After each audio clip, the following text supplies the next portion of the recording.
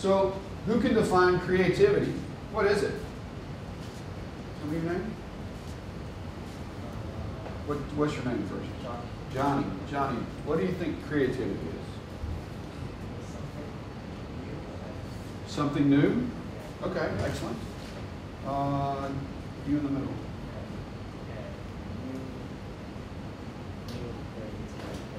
Say it a little louder.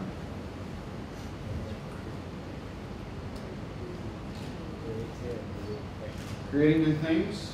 Yeah, anybody back there?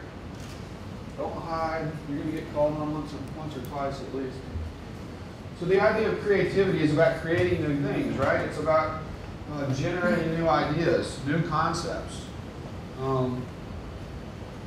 Dictionary.com says it pretty easily. The ability to transcend traditional ideas, rules, patterns, relationships, or the like, and create meaningful new ideas, forms, methods, interpretations, etc. That's the pretty sort of common, understood definition of creativity. Rollo May has a little bit different approach. You know, he says that it's about passion and commitment. You know, you have to be committed to the idea of being creative. The experience when you are committed, when you are passionate, is one of a heightened consciousness or ecstasy. Right? The idea of creativity is ecstasy. Holy cow. That sounds pretty interesting, right? The idea that we can actually have some pleasure out of being creative. Well, the truth is this is what has been turning designers on for years, is that idea of ecstasy. Filmmaker Frank Capra says, a hunch is creativity trying to tell you something. I really love that quote. I think we've all sort of had those ideas like, that's interesting. The question is how many of those have we followed through on? How many of those have we explored further to determine if they're really creative or not? Creativity can be learned. It can be learned like riding a bicycle, like 7-time Tour de France champ Lance Armstrong. It's a skill that can be developed, and it takes practice. I read somewhere that it takes 10,000 hours of practice to get good at something. Tiger Woods may have surpassed the 10,000 hour mark by now. Yes? So creativity can be developed like any other skill, like jazz masters, Dizzy Gillespie, Wynton Marsalis, Chris Bobby. The creative process can be managed, and this is also important. It means that we can actually foster creativity and learn to work with it to get the most out of it, to enhance it to a new level. And I'm going to show you a couple of examples. The first one is a guy named Theo Jansen.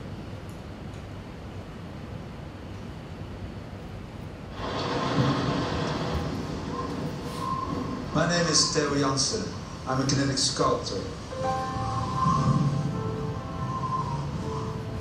My sculptures are made of very light materials and they are powered by the wind. A part of me is an engineer who wants to map the progress of mobility. Another part is an artist who wants to sculpt the earth that surrounds us and give it shape. And always I strive to push the boundaries of what we know and what seems possible to us at this moment in time. The walls between art and engineering exist only in our minds.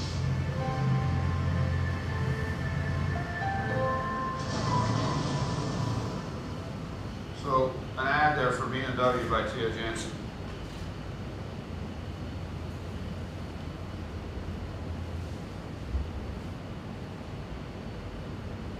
And this from a graduate of our own program, a guy named Jason Hackenworth. Jason Hackenworth got his undergraduate degree in sculpture from Visual Art School in New York. And then, after some period of time, came to SCAD to get a Master's of Fine Art in Painting. And he paid his way through painting school as a clown. So he, humiliated himself beyond measure, making balloon animals and whatnot for children at birthday parties and various functions.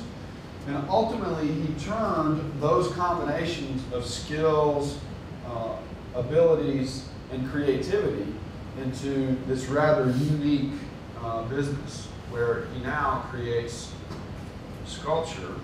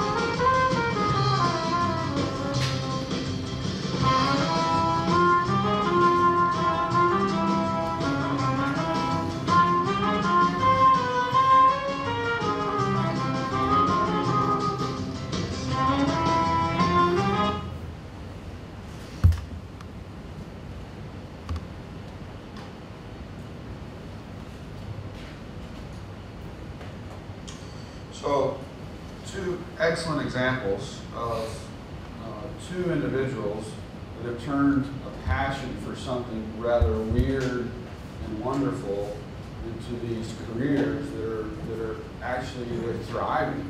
I mean, who would have ever thought that a guy could make a living making sculptures out of balloons? He was just at our facility a few weeks ago doing a sculpture for the grand opening of our new building.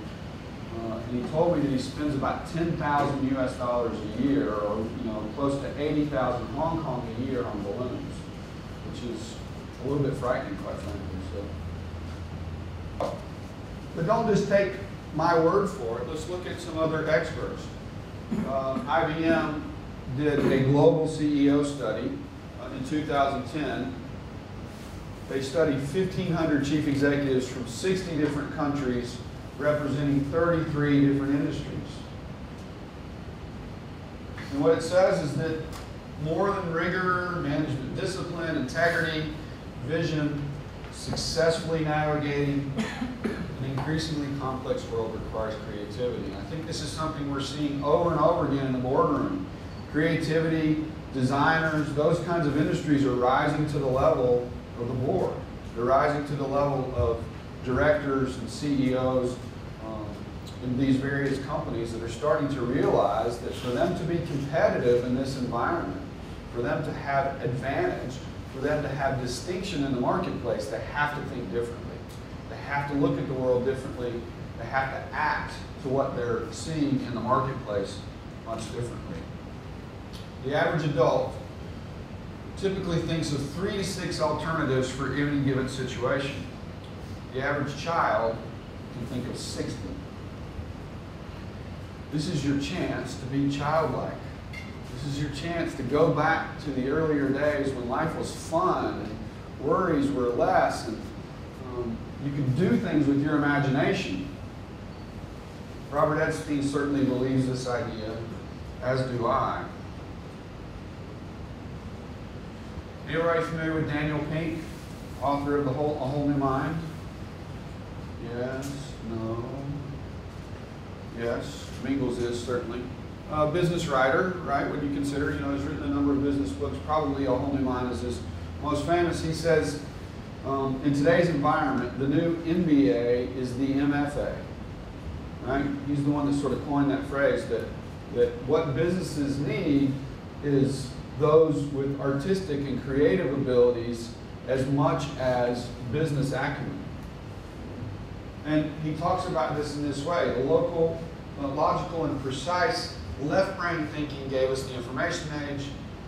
Now comes the conceptual age, ruled by artist, empathy, and emotion. We're going to explore those ideas of artistry, empathy, and emotion as we go through